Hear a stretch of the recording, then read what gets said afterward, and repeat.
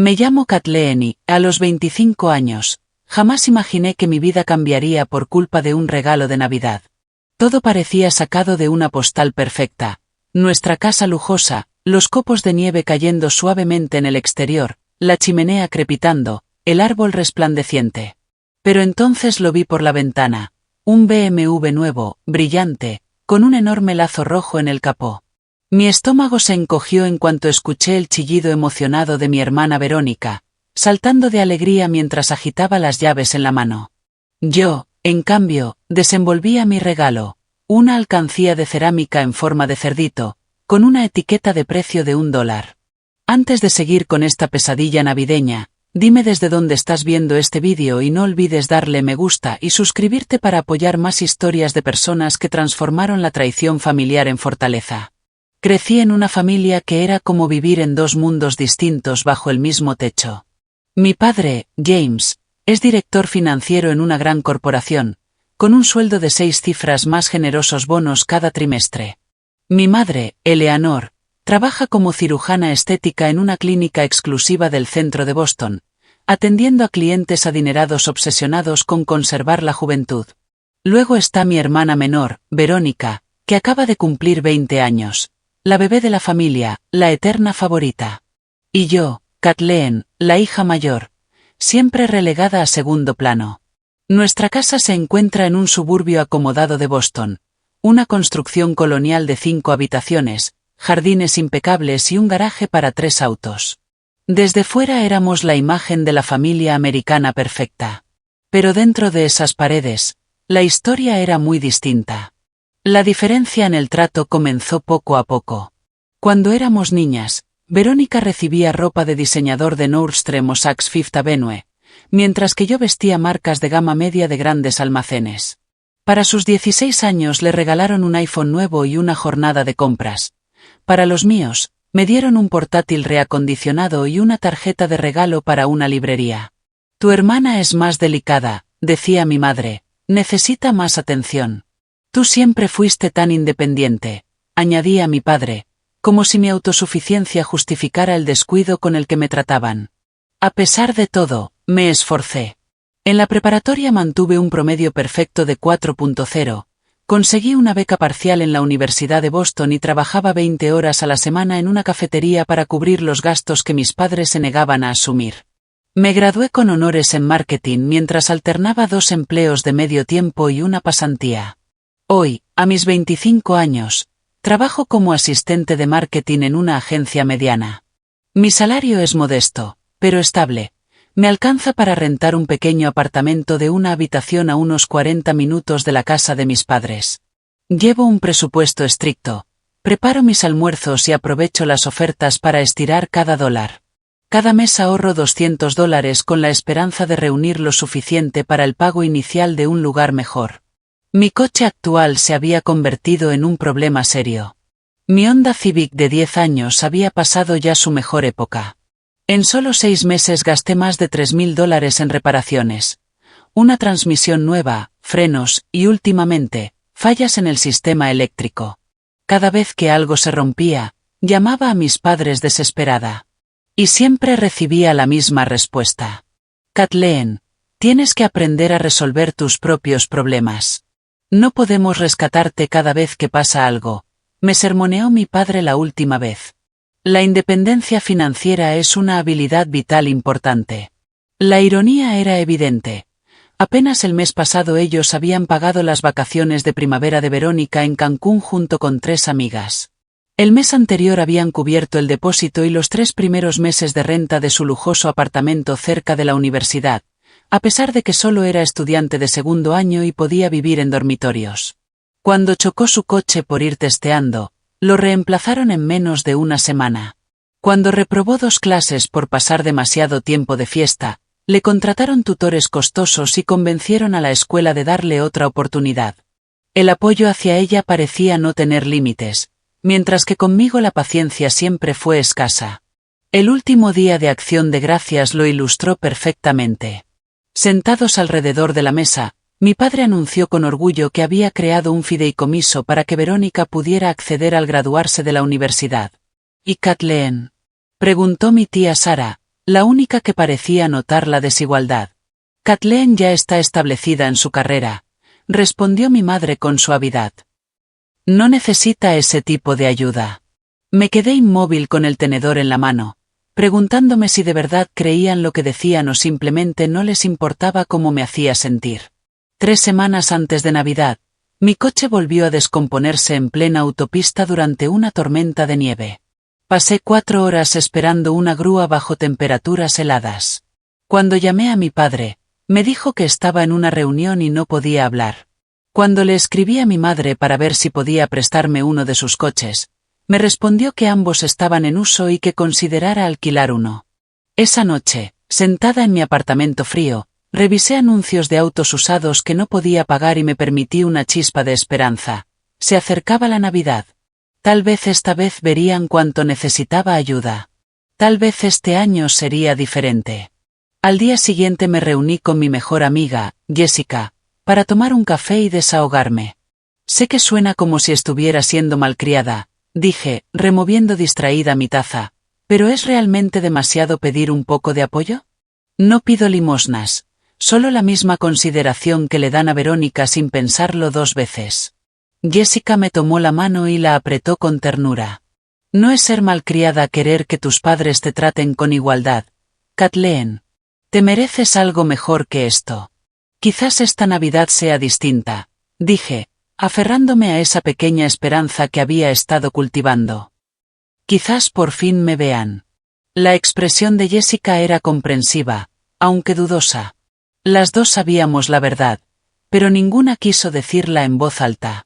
Aún así, mientras se acercaba el 25 de diciembre, me aferraba con todas mis fuerzas a esa esperanza frágil, pese a años de pruebas que mostraban lo contrario. Esta Navidad sería diferente. Tenía que serlo. La víspera llegó con un escenario perfecto. La nieve comenzó a caer al anochecer, cubriendo el vecindario con un manto blanco inmaculado. Conduje con cuidado hasta la casa de mis padres, el maletero lleno de regalos que había elegido con dedicación durante semanas, a pesar de mi presupuesto limitado. Para mi padre había encontrado una rara primera edición de su autor favorito en una librería de segunda mano, tras pasar 3 fines de semana hurgando entre estantes polvorientos. Para mi madre compré una bufanda de seda hecha a mano por un artesano local, sabiendo cuánto valoraba los accesorios únicos en su oficina. Y para Verónica, a pesar de nuestra complicada relación, elegí unos auriculares inalámbricos que había mencionado con ilusión. Me vestí con cuidado, un vestido verde bosque que había comprado en oferta durante el Black Friday y mis únicas botas negras en buen estado. Incluso me había tomado el tiempo de rizarme el cabello y maquillarme, queriendo verme lo mejor posible para las inevitables fotos familiares. La casa estaba transformada en un auténtico paraíso navideño. Mi madre, como siempre, había contratado a decoradores profesionales. En el vestíbulo se alzaba un árbol de Navidad de 6 metros, adornado con miles de luces blancas y esferas coordinadas en tonos dorados y burdeos. Guirnaldas colgaban de cada escalera y cada puerta, mientras el aroma de canela y pino impregnaba el aire. En la sala principal rugía un fuego en la enorme chimenea de piedra, y la música navideña clásica sonaba suavemente por el sistema de sonido de la casa. La cena fue un banquete preparado por los caterings que mi madre contrataba para ocasiones especiales. Disfrutamos de prime rib, papas gratinadas, vegetales asados y panecillos recién horneados. La vajilla de porcelana y las copas de cristal estaban sobre la mesa, y mi padre descorchó varias botellas de vino caro. Durante la comida, la conversación fluía, pero casi nunca me incluía. Mi padre y mi madre hablaban de sus próximas vacaciones de invierno en Aspen. Verónica acaparaba la mayor parte del diálogo con anécdotas de su hermandad universitaria y sobre las prácticas profesionales que mi padre le había conseguido en la empresa de un amigo para el verano. Cuando intenté participar y mencioné una campaña de marketing en la que había trabajado con éxito, mi madre asintió distraída antes de girarse hacia Verónica para preguntarle sobre su última publicación en Instagram que, al parecer, se había vuelto viral. Tras la cena, nos reunimos en la sala de estar para el tradicional intercambio de regalos. Siempre se hacía en un orden específico, de menor a mayor, lo que significaba que Verónica recibía el suyo primero. Antes de empezar, anunció mi padre con un entusiasmo inusual, Creo que deberíamos salir afuera para ver el regalo de Verónica. Sentí como el corazón se me hundía mientras todos se levantaban. Había visto el BMW en la entrada cuando llegué, pero supuse que pertenecía a algún amigo de la familia que vendría más tarde. Ahora, al salir juntos al aire frío de la noche, comprendí la verdad. Allí estaba, el BMW X5 estacionado en el camino circular, brillando bajo las luces exteriores, con un gigantesco lazo rojo en el techo.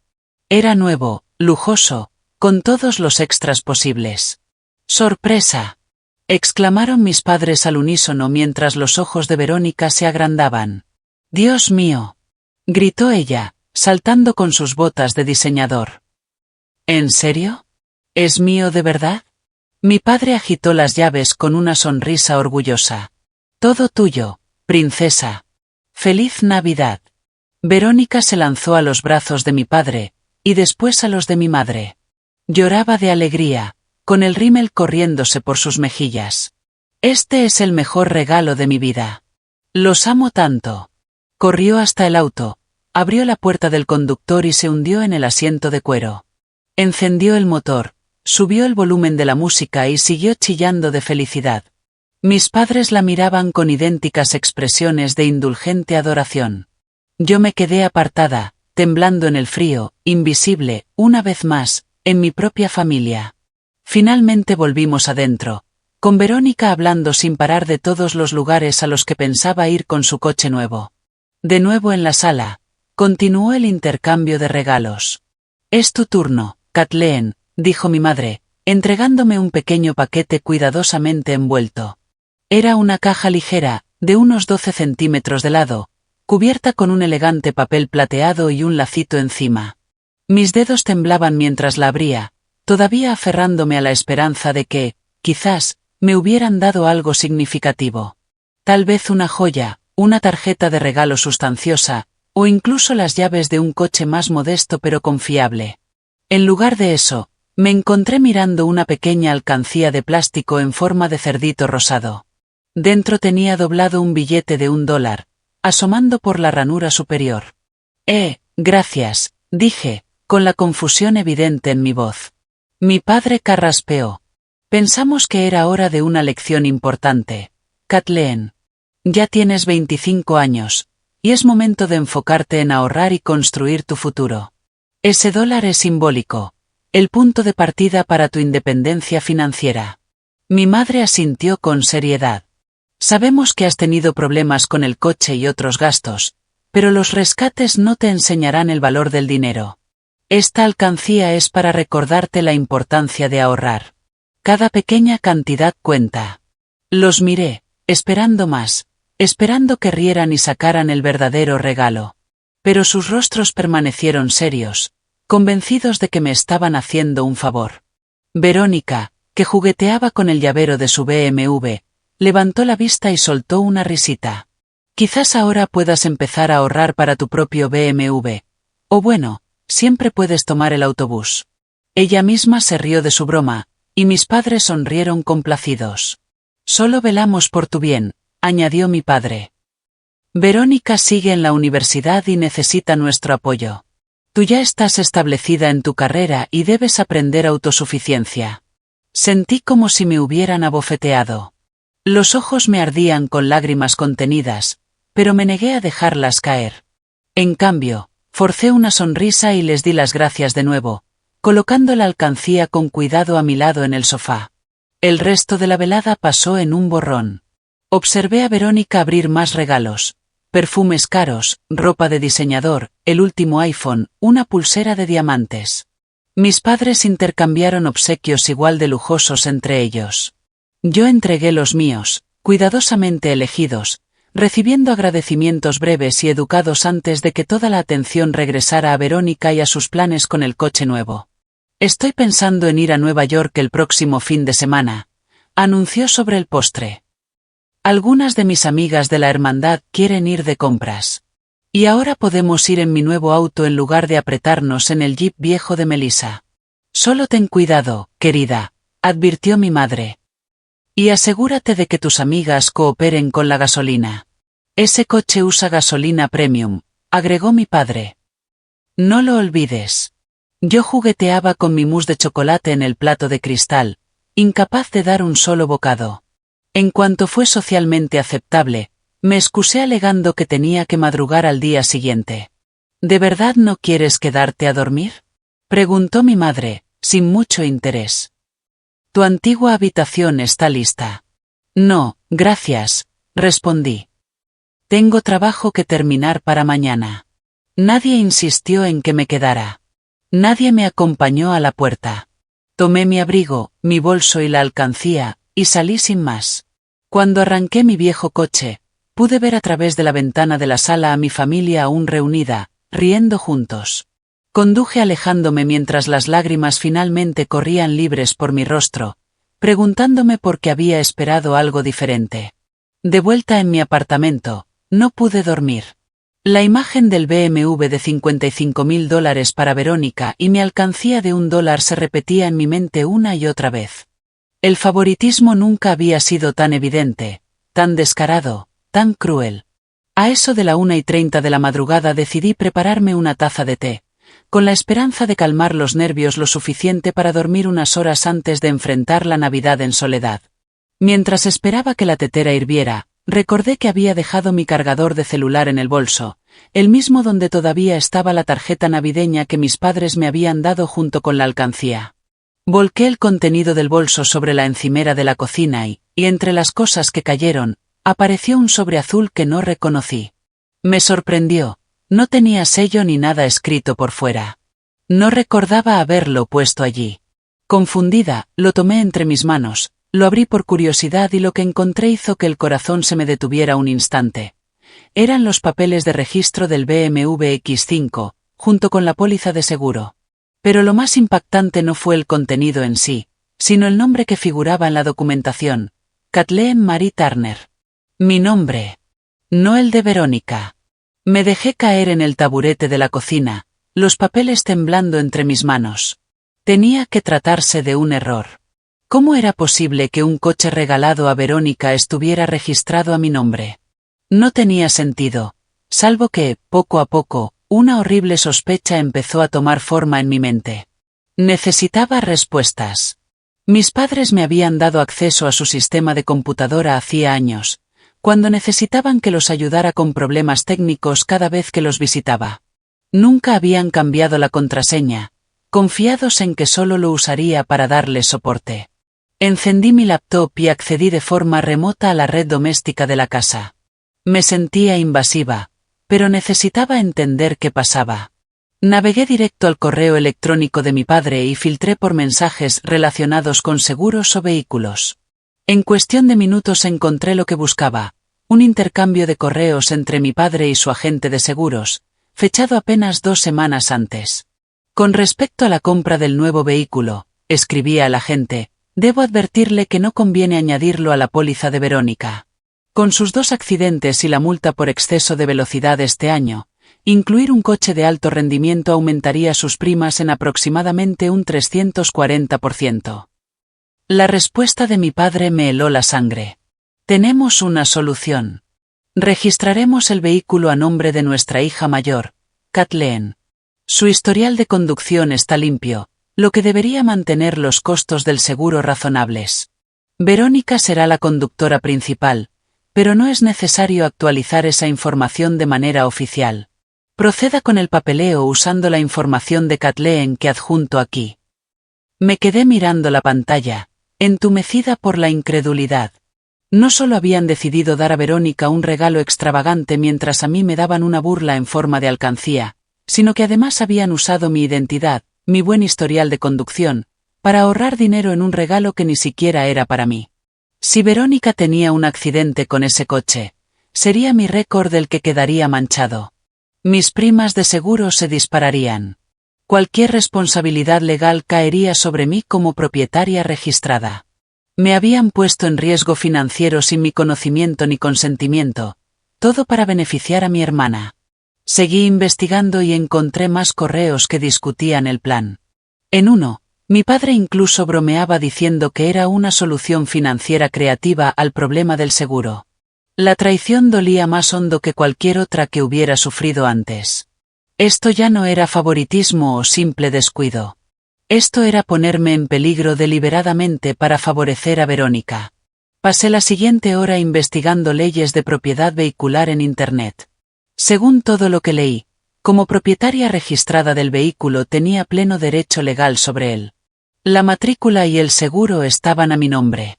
Legalmente hablando, el coche era mío. Un plan comenzó a tomar forma en mi cabeza. Imprudente, quizá capaz de cambiar mi vida por completo, pero de repente me pareció el único camino correcto. Me habían usado como herramienta para sus propios fines toda mi vida. Tal vez había llegado la hora de levantarme y defenderme. Volví a revisar el sobre azul. Ahí estaban, el registro, la tarjeta del seguro, todo a mi nombre. Lo único que me faltaban eran las llaves, que en ese momento estaban con Verónica. Llené un bolso de viaje con lo esencial: ropa, artículos de aseo, mi laptop, documentos importantes y algunos objetos sentimentales que no podía dejar atrás. Escribí una breve nota en un pedazo de papel. Gracias por el coche registrado a mi nombre. Me lo quedo. No me contacten. Eran casi las 3 de la madrugada cuando conduje de regreso a la casa de mis padres, estacionándome a una calle de distancia. La casa estaba completamente a oscuras, todos dormidos después de las celebraciones. Aún conservaba mi llave de la puerta lateral, la cual utilicé en silencio, cuidando de no hacer el menor ruido. Sabía exactamente dónde encontraría el bolso de Verónica, en la mesa de la entrada, donde siempre lo dejaba al llegar. Y ahí estaba, su bolso de diseñador descuidadamente abierto. El llavero del BMW estaba justo encima, aún con el adorno que mi padre había añadido al entregárselo. Lo tomé, dejé mi nota en la mesa donde había estado el bolso y salí tan sigilosamente como había entrado. El corazón me latía tan fuerte que pensé que iba a estallar. El BMW seguía en la entrada, brillando bajo la luz de la luna. Me acerqué despacio, casi esperando que alguien apareciera para detenerme, pero la casa permanecía en silencio absoluto. Presioné el botón de apertura en el llavero, y las luces del coche parpadearon. Me deslicé en el asiento del conductor y la sensación fue irreal. El cuero era suave como mantequilla. El tablero, un despliegue sofisticado de tecnología que nunca había visto en mi viejo Honda. El motor rugió suavemente, con ese sonido elegante que solo tiene la ingeniería costosa. Por un momento me quedé allí, con las manos apretando el volante, preguntándome si de verdad iba a hacerlo. ¿De verdad me iba a llevar el coche y conducir lejos? ¿De verdad iba a cortar lazos con mi familia por un regalo de Navidad? Pero no se trataba solo del regalo. Se trataba de años de desigualdad, de ser tratada como menos que mi hermana. Se trataba de que usaran mi nombre y mi historial limpio para favorecerla a costa mía. Se trataba, finalmente, de ponerme de pie después de una vida entera siendo relegada. Puse la palanca en reversa, salí lentamente de la entrada y conduje alejándome de la casa en la que había crecido. Al llegar al final de la calle, miré por el retrovisor la imponente vivienda que se hacía cada vez más pequeña. Luego giré la esquina y desapareció de mi vista. Eran las 3:15 de la madrugada del día de Navidad. Yo conducía un BMW nuevo, registrado a mi nombre, rumbo a un futuro incierto, dejando atrás a la familia que nunca me había visto de verdad. Conduje toda la noche, deteniéndome solo para cargar gasolina y comprar café, poniendo la mayor distancia posible entre mí y Boston. Al amanecer, me registraba en un motel de carretera a casi 160 kilómetros de allí. Estaba agotada, pero curiosamente también me sentía eufórica. Programé la alarma y me dejé caer en la cama para dormir unas pocas horas inquietas. Cuando desperté, alrededor del mediodía, la realidad de lo que había hecho me golpeó como una fuerza física. Me había llevado el regalo de Navidad de mi hermana. Me había marchado de casa dejando apenas una nota. Tal vez había quemado puentes que jamás podría reconstruir. Mi teléfono, que había dejado en silencio, estaba desbordado de notificaciones. 27 llamadas perdidas, 45 mensajes de texto y decenas de correos de voz. Con manos temblorosas comencé a revisarlos. Los primeros mensajes estaban llenos de confusión. Kathleen, ¿dónde estás? El coche ha desaparecido. Mi madre, 7:15 de la mañana. ¿Te llevaste el BMW? Llámanos de inmediato, mi padre, 7:30 de la mañana. A medida que avanzaba la mañana, la confusión se convirtió en ira. ¿Cómo te atreves a llevarte el coche de tu hermana? Tráelo ahora mismo, mi madre, 9:20 de la mañana. Esto es robo. Kathleen, tienes 1 hora para devolver el coche antes de que tomemos medidas. Mi padre, 10:45 de la mañana. Los mensajes de Verónica eran histéricos. Robaste mi coche. Te odio. Mamá y papá están furiosos. Los correos de voz eran aún peores. La voz de mi padre, normalmente controlada y profesional, temblaba de rabia. Kathleen, esto es inaceptable. Devuelve el coche o lo reportaremos como robado. No puedes hacerle esto a tu hermana. Llámame de inmediato. Mi madre llorando. ¿Cómo pudiste hacerle esto a la familia? Después de todo lo que hemos hecho por ti. Verónica está destrozada. El último mensaje, dejado apenas 30 minutos antes, era de mi padre otra vez. Hemos consultado con nuestro abogado. El hecho de que el coche esté registrado a tu nombre no te da derecho a llevártelo. Está claro que era un regalo para Verónica. Esta es tu última oportunidad de devolverlo antes de que involucremos a la policía. Una oleada de ansiedad me recorrió el cuerpo, seguida rápidamente de una certeza. Estaban mintiendo. Si iban a la policía, tendrían que explicar por qué el coche estaba registrado a mi nombre y no al de Verónica. Tendrían que admitir fraude de seguro. Mi padre, como director financiero, no podía permitirse semejante escándalo. Con renovada determinación, bloqueé todos sus números en mi teléfono. No volverían a manipularme ni a amenazarme. Llamé a Jessica, la única persona en la que confiaba plenamente. En cuanto contestó, escuché la preocupación en su voz. Kathleen, ¿estás bien? Tu mamá me llamó buscándote. Estoy bien, la tranquilicé, y le conté todo, la alcancía, el BMW registrado a mi nombre, mi huida en plena noche. Hubo un momento de silencio atónito antes de que respondiera. Santo cielo, Kathleen, ni siquiera sé qué decir. ¿Crees que soy terrible? Pregunté, de pronto vulnerable por haberme llevado el coche. ¿Bromeas? Ellos lo registraron a tu nombre para ahorrarse dinero sin siquiera decírtelo. Legalmente, es tuyo. Y después de todo lo que te han hecho, o más bien lo que no han hecho, esto es simplemente karma atrasado.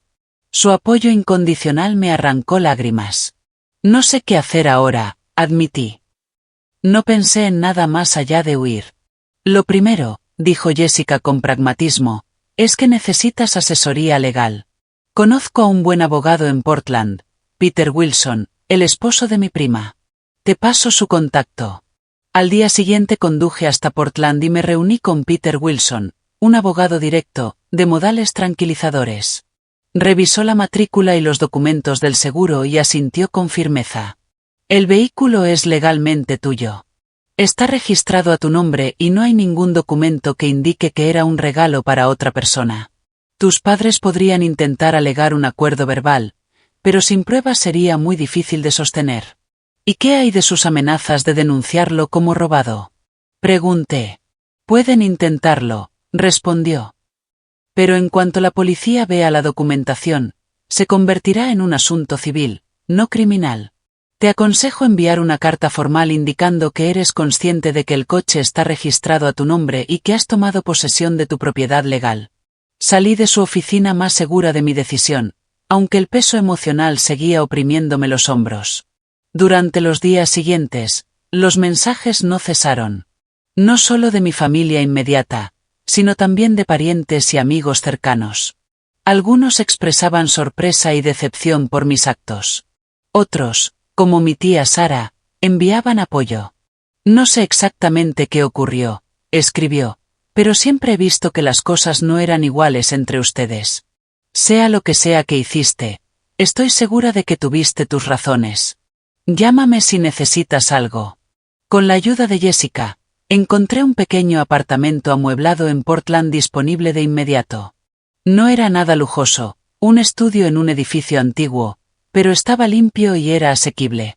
Usé parte de mis ahorros para pagar el depósito y el primer mes de renta. Mudarse me tomó menos de una hora, considerando lo poco que había llevado conmigo. El espacio vacío reflejaba mi nueva realidad. Estaba empezando de cero con casi nada. Al día siguiente comencé a postularme a trabajos de marketing en Portland.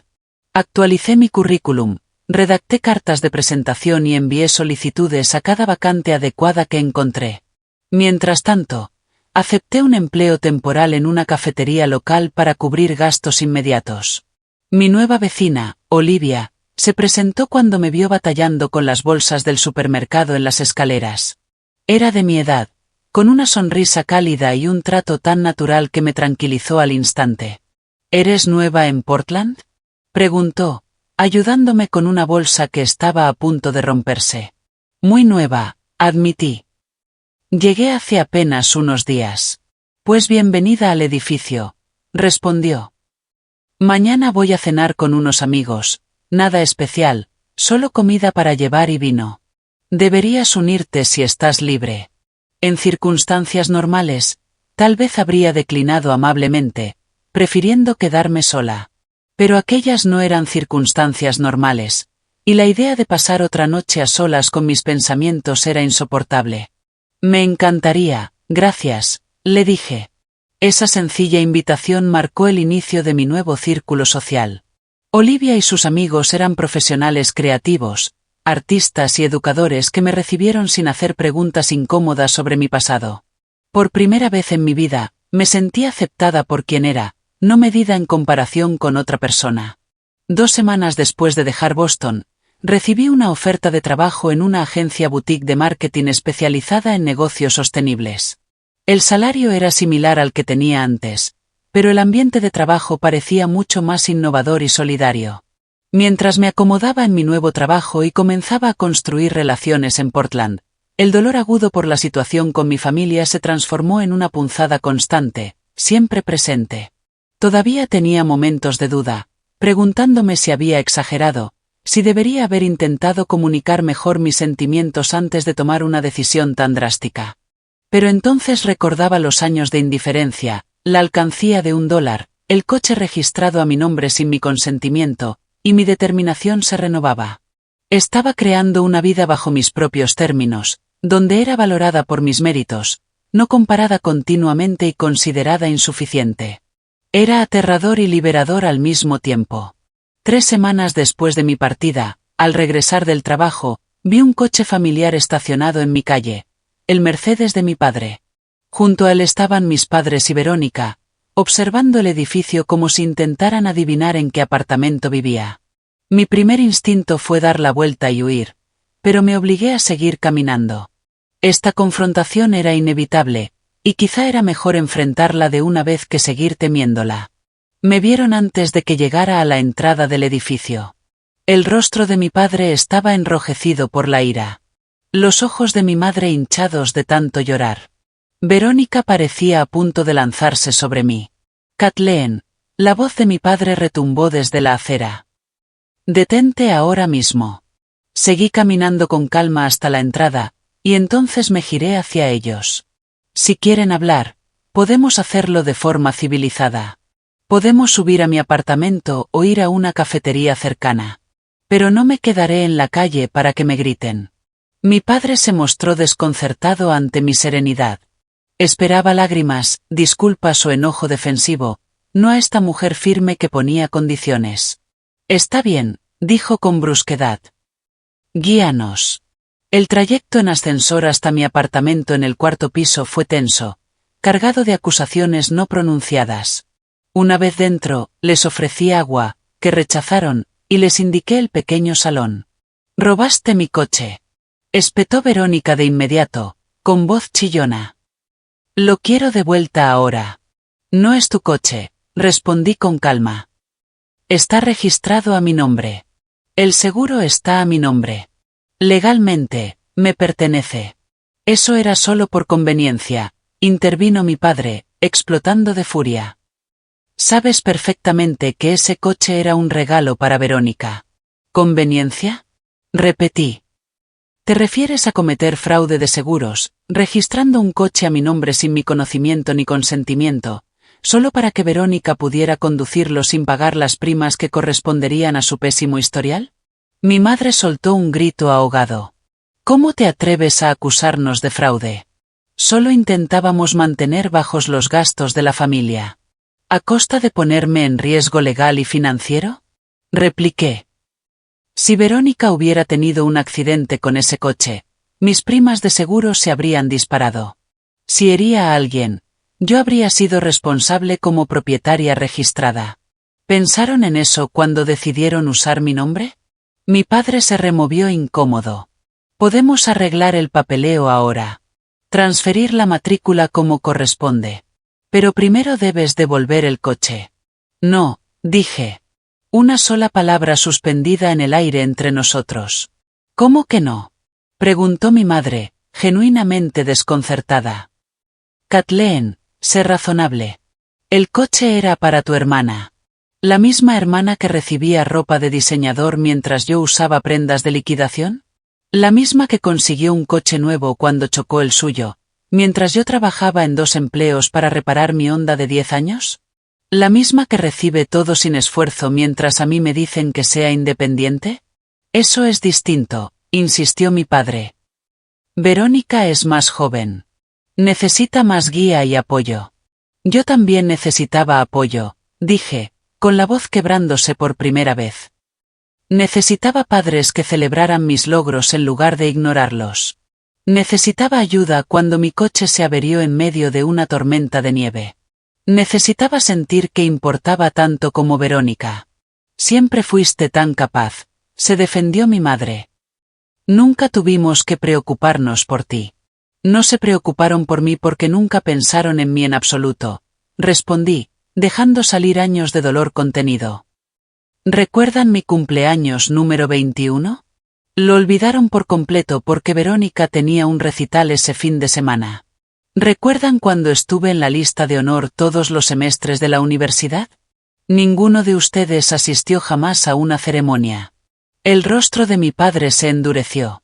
Si esto se trata de dinero, Kathleen, estás cometiendo un grave error. Podemos desheredarte por completo, sacarte del testamento. ¿Es eso lo que quieres? Solté una risa breve, amarga. Nunca he visto un centavo suyo que no haya ganado con tareas o trabajos que ustedes mismos me buscaron. Pagué mi universidad con becas y empleos de medio tiempo. ¿De qué me cortarían exactamente? Mi madre intentó un enfoque distinto, suavizando la voz. Cariño, seguimos siendo familia. Las familias se perdonan. Permanecen unidas pase lo que pase. No puedes tirar 25 años de relación por un malentendido. Esto no se trata de un malentendido, repliqué con firmeza. Se trata de toda una vida siendo tratada como menos importante, menos digna de amor y apoyo que mi hermana. El coche solo fue la gota que colmó el vaso. Verónica, que había estado inusualmente callada durante la conversación, estalló en lágrimas. Necesito ese coche. Todos mis amigos ya lo vieron. ¿Cómo voy a moverme por el campus ahora? El autobús es asqueroso y los Ubers son carísimos. Podríamos llegar a un acuerdo, propuse, sorprendiéndome a mí misma. Podrías comprarme el coche a un precio justo. Usa parte de ese fideicomiso que papá te preparó. De ninguna manera, respondió mi padre, sacudiendo la cabeza con fuerza. Ese coche fue un regalo. No vamos a pagarlo 2 veces. Entonces no tenemos nada más de qué hablar, dije poniéndome de pie. El coche es legalmente mío. Y me lo voy a quedar. No puedes hacer esto, suplicó mi madre. Piensa en lo que le haces a esta familia, a tu hermana. Los miré uno a uno. Personas que compartían mi sangre, pero que nunca me habían visto realmente. Ya lo pensé. No he pensado en otra cosa en 3 semanas. Y mi conclusión es que merezco algo mejor que lo que esta familia me ha dado. Merezco ser valorada. Merezco un trato igualitario. Merezco respeto. ¿Así que eso es todo? Demandó mi padre, con el rostro encendido de furia. ¿Estás eligiendo un coche en lugar de tu familia? No, respondí en voz baja. Estoy eligiéndome a mí por encima de personas que, una y otra vez, Me demostraron que no significo nada para ellas. Hay una diferencia. Tomaremos medidas legales, amenazó mi padre, la cara roja de ira. Te demandaremos por el coche, escupió mi padre. Son libres de intentarlo, respondí con calma. Pero sospecho que no querrán explicar en un tribunal por qué registraron un coche a mi nombre sin mi conocimiento, o porque le dijeron a la aseguradora que yo sería la conductora principal cuando jamás tuvieron esa intención. La expresión de mi padre confirmó lo que ya sabía. No arriesgarían exponer su engaño en un proceso legal. Esto no ha terminado, dijo, mientras se dirigían hacia la puerta. Te arrepentirás de esta decisión, Kathleen. Ya me arrepiento de que las cosas hayan llegado a este punto, respondí con sinceridad. Pero no me arrepentiré de defenderme. No más. Cuando se fueron, me quedé sentada en mi pequeño apartamento, temblando de adrenalina y emociones encontradas. Había mantenido mi postura. Quizás por primera vez en mi vida, me había negado a aceptar su indiferencia y desigualdad. Era aterrador, y al mismo tiempo liberador. En los días siguientes a la confrontación con mi familia, experimenté una mezcla extraña de duelo y liberación. Lloré por la familia amorosa que siempre quise y nunca tuve. Lloré por la relación con mi hermana que pudo haber sido de apoyo y no de competencia. Pero junto a ese duelo apareció una sensación desconocida de libertad, como si hubiera soltado un peso enorme que había cargado durante años. Tal como mi padre había amenazado, la semana siguiente llegó una carta de su abogado exigiendo la devolución del regalo. Mi propio abogado, Peter Wilson, respondió con una carta breve y precisa. El vehículo estaba legalmente registrado a mi nombre y no existía documentación que indicara que era un obsequio para otra persona. Después de ese primer intercambio, no volvieron más amenazas legales. Peter me explicó que probablemente sus abogados les habían advertido de lo débil que era su caso, sobre todo considerando las dudosas circunstancias del registro. Con la crisis inmediata resuelta, enfoqué mi energía en construir mi nueva vida en Portland. Mi puesto en la agencia de marketing resultó ser exigente, pero también gratificante. La cultura de la empresa valoraba la creatividad y la colaboración, un cambio refrescante respecto a mi antiguo trabajo. Mis colegas apoyaban mis ideas, y lo más importante, las ponían en práctica. El BMW, por hermoso que fuera, pronto se convirtió en un recordatorio incómodo de todo lo que había dejado atrás. Su mantenimiento era caro, exigía gasolina premium y, para ser honesta, desentonaba con mi nuevo estilo de vida más sencillo. Tras pensarlo detenidamente, decidí venderlo. Un concesionario de autos de lujo local me ofreció $47,000, bastante menos de su valor original, pero aún una suma considerable. Usé $12,000 para comprar un Subaru de 3 años, confiable y mucho más adecuado para mis necesidades y el clima de Portland. Los $35,000 restantes los deposité en una cuenta de ahorros, dándome la seguridad financiera que nunca antes había tenido. Mi amistad con Olivia se fortaleció con el paso de las semanas. Me presentó a su círculo de amigos, Marcus, profesor de literatura en secundaria, Zoe, diseñadora gráfica, y Daniel, chef en un restaurante de cocina de granja a mesa muy popular. Me incluyeron en sus actividades sin hacer preguntas incómodas, cenas, excursiones al Columbia River Gorge, y fines de semana explorando los barrios de Portland. Gracias a Olivia también comencé a colaborar como voluntaria en un refugio para mujeres, ayudando a las residentes a actualizar sus currículums y prepararse para entrevistas de trabajo. La experiencia fue profundamente gratificante, y me dio una perspectiva invaluable sobre mi propia situación. Muchas de esas mujeres habían superado retos mucho más grandes que los míos.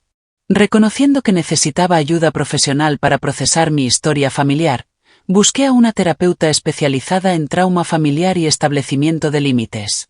La doctora Karen Chen me ayudó a comprender que el comportamiento de mis padres reflejaba sus propias limitaciones, no mi valor como persona. No puedes cambiarlos, me dijo en una de las sesiones más difíciles. Pero sí puedes cambiar cómo sus acciones te afectan. Puedes establecer límites que protejan tu bienestar.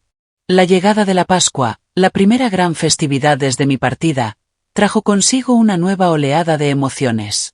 Las redes sociales se llenaban de fotos de amigos celebrando con sus familias, y eso me provocaba un sentimiento inesperado de pérdida. Me descubrí a mí misma mirando los contactos de mis padres, preguntándome si debía escribirles. En lugar de hacerlo, acepté la invitación de Olivia para unirme a la celebración de su familia. Sus padres, una pareja cálida y acogedora de 60 y tantos años, me trataron como a una hija más, incluyéndome en sus tradiciones sin hacerme sentir una extraña. Esa misma noche recibí un correo inesperado de mi tía Sara. Querida Kathleen, espero que estés bien. Quiero que sepas que entiendo por qué te fuiste, aunque otros en la familia no lo hagan. No todos estamos de acuerdo con cómo James y Eleanor las criaron a ti y a tu hermana. Tú siempre fuiste la responsable, la que todos daban por sentada. Estoy orgullosa de ti por defenderte, aunque la forma en que ocurrió haya sido desafortunada. Si alguna vez quieres hablar, mi puerta siempre estará abierta. Con cariño, tía Sara. Sus palabras me arrancaron lágrimas, no solo por la ternura, sino por la validación que me ofrecían. Al menos un miembro de mi familia reconocía la verdad de mi experiencia. Conforme la primavera dio paso al verano, establecí límites claros en todas mis nuevas relaciones. Fui honesta sobre mis necesidades y expectativas, y aprendí a alejarme de situaciones desequilibradas o manipuladoras. Reconocía las señales tempranas de ser subestimada, algo que antes había normalizado por tanto tiempo dentro de la dinámica familiar. Mi vida profesional floreció al trasladar esa nueva confianza a mi trabajo. 6 meses después de empezar en la agencia, me asignaron liderar una gran campaña para una marca de ropa sostenible. El proyecto fue un éxito, obtuvo reconocimiento en la industria y atrajo nuevos clientes a la empresa. Mi salario aumentó, lo que me permitió mudarme a un apartamento más amplio en un barrio que me encantaba. Un año después de haber dejado Boston, apenas reconocí a la mujer que fui, aquella que aceptaba migajas de atención y afecto, que buscaba desesperadamente la aprobación de personas incapaces de dársela. Me había transformado en alguien definido por sus propios logros, no por las relaciones familiares que me habían limitado. Esa transformación no estuvo exenta de dolor ni de dudas. Todavía había noches en las que me preguntaba si había tomado la decisión correcta, si podría haber manejado las cosas de otra manera. Pero esos momentos eran cada vez más escasos, mientras construía una vida que reflejaba mis valores, no las expectativas ajenas.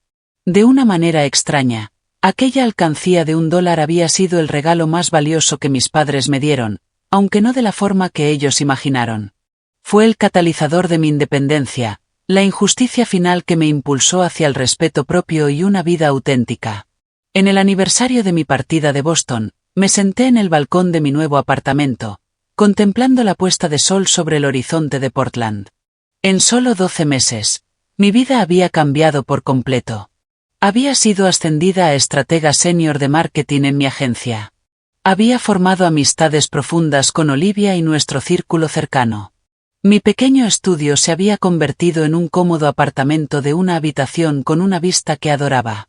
Y lo más importante, había encontrado una paz interior que siempre me había sido esquiva en la casa de mi familia. El camino hasta llegar allí no fue fácil. Los primeros meses fueron los más duros. Llenos de dudas, culpa y una sensación profunda de pérdida. Me cuestionaba mi decisión cada día, preguntándome si había reaccionado de forma exagerada, si debería haber intentado con más fuerza comunicar mis sentimientos antes de dar un paso tan drástico.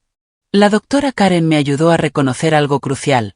Llevaba años comunicando mis sentimientos, de formas sutiles y directas, pero mis padres habían elegido, una y otra vez, no escucharme. El incidente del coche no fue un hecho aislado, sino la culminación de una vida entera siendo pasada por alto y subestimada. La sanación no es una línea recta, me recordaba a menudo. Habrá días en los que te sientas fuerte en tu decisión y días en los que la tristeza te abrume. Ambos son parte válida del proceso. Tenía razón. Hubo mañanas en las que me despertaba extrañando a mi familia, con ganas de llamarlos, disculparme y volver a la dinámica de siempre, aun con sus dolorosas desigualdades. Y también hubo días cargados de rabia, repasando cada desprecio y cada gesto de indiferencia en mi mente, alimentando mi resolución de no volver a someterme a ese trato. Poco a poco, apareció un punto intermedio. Empecé a ver a mis padres no como villanos en mi historia, sino como personas imperfectas que, por razones complejas, no pudieron amar a sus hijas de manera equitativa. Esa comprensión no justificaba su comportamiento, pero me permitió soltar parte de la ira que llevaba años consumiéndome. Perdonar no significa aceptar el maltrato, me explicó la doctora Karen. Significa liberarte de la carga del resentimiento para poder avanzar. Estaba trabajando en esa libertad cuando un correo inesperado llegó a mi bandeja de entrada. El remitente. Verónica. El asunto. Lo siento. Mi dedo estuvo a punto de pulsar el botón de eliminar, pero la curiosidad ganó. Abrí el mensaje y encontré una carta extensa de mi hermana. *** Kathleen, no sé si leerás esto, pero necesito decirlo. Lo siento por cómo te traté todos estos años. Fui una niña mimada y egoísta, y nunca pensé en lo injusto que era todo para ti. Cuando te fuiste, solo sentí rabia por el coche, pero con el tiempo empecé a verlo de otra manera. Mamá y papá me compraron otro coche un mes después de tu partida, esta vez un Mercedes, pero las cosas ya no son iguales en casa. Discuten mucho ahora. Papá bebe más de lo habitual. Mamá siempre está tensa. Tu nombre nunca se menciona, como si nunca hubieras existido. Pero tu ausencia se siente en todas partes. Te extraño. Extraño a mi hermana mayor, la que me ayudaba con la tarea y me hacía trenzas francesas antes de los bailes de la escuela. Sé que no te valoré entonces, y lo siento por eso también. No espero que me perdones ni que vuelvas, pero quiero que sepas que ahora entiendo, al menos un poco, por qué te fuiste de la manera en que lo hiciste. Si algún día quieres hablar, aquí estoy ***. Leí el correo 3 veces, con las emociones arremolinándose dentro de mí. Era la primera vez que alguien de mi familia inmediata reconocía que el trato que recibí había sido injusto. No borraba el pasado, pero abría una puerta que yo había creído cerrada para siempre. Tras pensarlo mucho, respondí al correo de Verónica con un mensaje breve, sugiriendo que nos viéramos si alguna vez viajaba a Portland. No estaba lista para volver a Boston, enfrentar a mis padres ni regresar a una casa llena de recuerdos dolorosos. Pero sí estaba abierta a reconstruir algún tipo de relación con mi hermana, bajo términos nuevos y más equitativos. Un mes después, Verónica voló a Portland para pasar un fin de semana. Nos encontramos en un lugar neutral, una cafetería en el centro. Ambas estábamos nerviosas e inseguras. Siempre te envidié, ¿sabes? Admitió Verónica, sorprendiéndome. Eras tan lista, tan capaz. Parecía que nunca necesitabas ayuda ni aprobación de nadie. Sentía que jamás podría estar a tu altura en lo académico o profesional.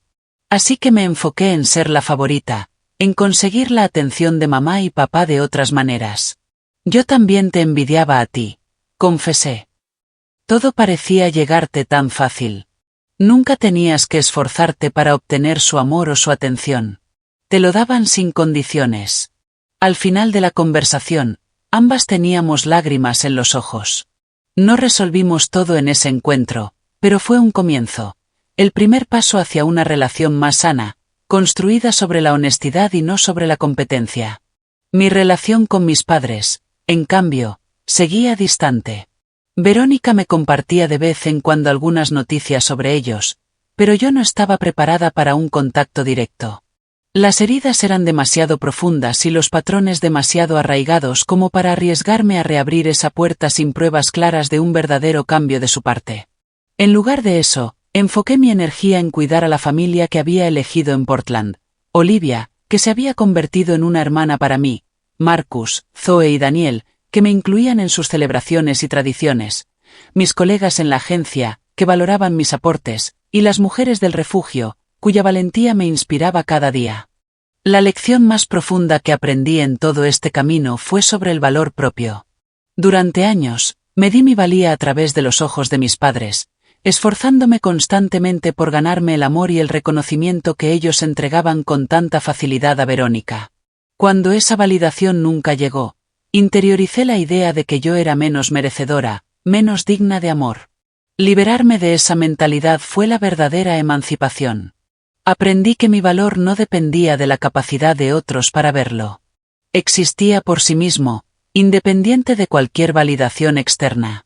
Entendí que merecía respeto y trato justo, no por mis logros ni por mi buen comportamiento, sino simplemente por ser un ser humano digno de dignidad y cuidado. También aprendí sobre los límites saludables, sobre la diferencia entre egoísmo y autopreservación. Alejarme de mi familia no fue un acto de venganza ni de rencor, como ellos lo pintaron en un inicio. Fue un acto de respeto propio, una declaración de que ya no participaría en una dinámica que me minimizaba. La alcancía de $1 sigue en mi estantería, ya no como un recordatorio doloroso, sino como un símbolo de transformación. Lo que fue pensado como una burla terminó siendo el catalizador de la decisión más importante de mi vida. A veces, el mayor regalo llega disfrazado de rechazo, empujándonos hacia una autoaceptación que quizá nunca hubiéramos encontrado de otro modo. Hoy, mientras contemplo la ciudad que ahora llamo hogar, siento una paz que antes me parecía imposible. El camino no ha terminado. Habrá más retos, más crecimiento, más decisiones difíciles por delante. Pero ahora los enfrento como una mujer que conoce su propio valor, una mujer que nunca más aceptará ser tratada como menos de lo que merece. ¿Alguna vez tuviste que tomar una decisión difícil entre las expectativas de tu familia y tu propio bienestar? Me encantaría leer tus historias en los comentarios. Y recuerda, elegirte a ti no es egoísmo, a veces es necesario. Si esta historia resonó contigo, dale me gusta, suscríbete y compártela con alguien que necesite escuchar este mensaje hoy. Gracias por acompañarme en este viaje. Y no lo olvides, la familia no siempre se define por la sangre, sino por quienes te tratan con amor y respeto.